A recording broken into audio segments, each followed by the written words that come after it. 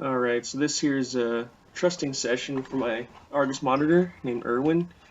He really likes to burrow underneath that water dish there, so I'm gonna uncover him right quick. A lot of people say you shouldn't uncover them. There he is, right there. A lot of people say you shouldn't uncover them because they feel like it scares them too much, but if I don't do that, he's just gonna, disappear for days, and um, just kind of want to give him treatment that he tolerates, without necessarily really freaking him out or making it a real negative interaction. So usually I give him a few minutes, kind of calm down. So this is after a few minutes here. So what I'm doing, so you see how I'm kind of putting my hand there um, while I'm feeding him with tongs. You never want to feed him with hands, just because you don't want him to associate the your fingers with food. Instead, he's going to associate the tongs with food, so he has a less chance of accidentally biting me.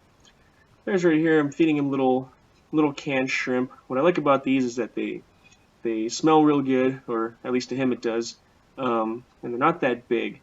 So during training sessions like this, it actually is beneficial because he doesn't get full as quickly, gets more bites out of it, and so I can interact with him for a lot longer. So right here, as you can see, I'm kind of trying to lead him toward my hand here, and just kind of lure him up onto my hand. So there he goes. So you can see how he's still really apprehensive. He'd rather not be on my hand. So he's trying to go for it without going on my hand. There he goes. Now he's up in my hand now. Then he grabs it. So he's grabbed the tongs there, and he's got a real strong bite. And his natural instinct is once he bites a prey on him, he does not let go. And so he's trying to pretty much take the tongs with him at that point. So, and then he's off my hands. So here's my other hand there.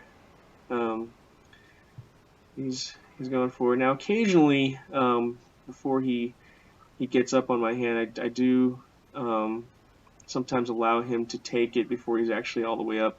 So if I don't, he's just going to give up and he won't go for it. So I need to let him know that it is possible to get the food. There he goes. See, he's not all the way up in my hand yet, but I let him have it, just because if it's just a hopeless endeavor, he thinks he's never going to get it, and he just doesn't even try after that. So yeah, let him swallow it there.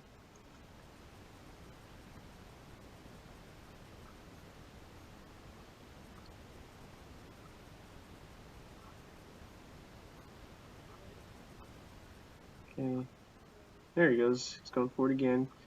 Now, this whole time, you can't really hear me talking to him, but I am talking to him. Just because I do want him to eventually be able to recognize my voice there. So you can't really hear it from this video, but you can see my lips moving. I'm continuously talking just all kinds of nonsense, like just so that he can hear my voice and kind of get used to it. Let's go for it again. So I'm flicking that tongue like crazy. They got a forked tongue. It's very similar to a snake. They are drawn to prey items using a sense of, people say it's a sense of smell, but also a sense of taste. As you can see, I let him grab that one again. He's pretty much not even on my hand at that point, but I let him have it just to kind of give him some hope. There he goes, touching me there, and he's kind of realizing that I'm moving. So that tongue is, it's more of a sense of taste. He's tasting the air. So now he's getting a little more aggressive there. So he's starting to realize, wow, this tastes really good, and I'm getting a nice full stomach from that. So he's getting a little cockier now. He's starting to remember that, okay, this hand is not there to hurt him. So he's becoming less and less afraid, and he's becoming more interested in the food there. So I'm up there.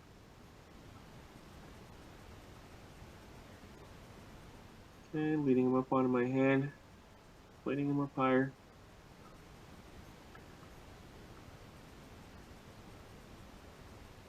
Still trying to swallow his last bite. And right here, he's kind of realizing that he's on my hand, but I'm not letting him get too much attention onto my hand there. But little sudden movement kind of freaked him out a little bit. So I gave him that piece because I didn't want him to really focus too much on the fact that he's on my hand. and have him focus more on the food and kind of get his mind off my hand there. He's a little freaked out. Occasionally he'll forget and he'll get back up, and then he'll remember again. He'll realize it. So right here I'm just kind of letting him take it all. He'll forget, and he'll get up, and then he'll suddenly realize that, oh, he's still on my hand, and he'll back away a little bit. So it's all just, it's a dance, you know, it's constantly a push-pull. It's a constant dance where he trusts me and then he doesn't trust me. And then he trusts me again and then he doesn't. So right here it kind of looks like he's half realizing that yes, he's on my hand, but at the same time he's getting all kinds of tasty goodness from the tongs here.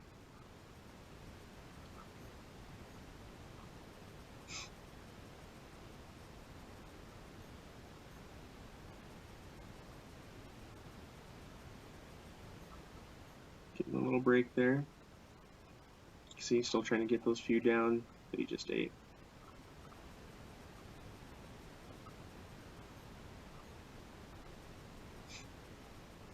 Okay, so let's go ahead and cut forward just a little bit. There it goes. Now he's back up on my hand here. He's all the way up at this point. There he goes, taking it there. And so my hand is actually getting a little shaky because it's holding in that same position for a long time. So you can start to see that. So right about here is he's got one shrimp stuck to his teeth. They do have really sharp teeth, and it's almost like giving a dog peanut butter, and it gets kind of stuck in the roof of his mouth, and his tongue is not quite strong enough to really get it off. So he's stuck in his teeth there. And yes, the monitors do have big sharp teeth. This is kind of the reason why I'm taking so much effort to get him to trust me. Because once he gets older, if he doesn't trust me, he can wind up doing quite a bit of damage there. So he's still working on it here. So the reason why I'm offering him another piece, because sometimes when he's got a piece stuck on the roof of his mouth like that, he'll very readily take another piece, and it'll kind of help him get it down. But he didn't seem interested in it that time.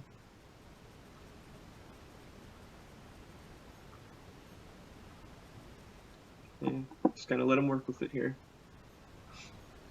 And right about now is when I start to raise my hand very slowly.